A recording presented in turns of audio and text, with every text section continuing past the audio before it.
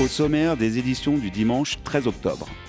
Vous vous êtes posé une question qui intéresse beaucoup les propriétaires. Lubrizol va-t-il avoir un impact sur le prix de l'immobilier à Rouen ? Plus de 15 jours après l'accident industriel, nous nous sommes interrogés sur ses conséquences en matière d'immobilier. Les biens vont-ils encore se vendre ? Les prix vont-ils baisser ? Les acquéreurs vont-ils renoncer ou tout simplement hésiter ? Nous avons demandé leur expertise aux professionnels du secteur, mais aussi à ceux de Toulouse qui ont connu l'après-AZF. Vous avez aussi enquêté sur le devenir du panorama XXL. Faut-il mettre fin à l'aventure du panorama ? Le bidon bleu, comme le surnomment ses détracteurs, devra disparaître des quais de la rive droite dans 2 ans, mais certains se demandent s'il faut le reconstruire ailleurs. Enquête sur le vrai coût de cet équipement en trompe-l'œil. La Bretagne et la Normandie comparent leurs spécialités gastronomiques cette année à la fête du ventre. Ce week-end, pour la 20e fois, la fête du ventre reprend possession du centre-ville de Rouen.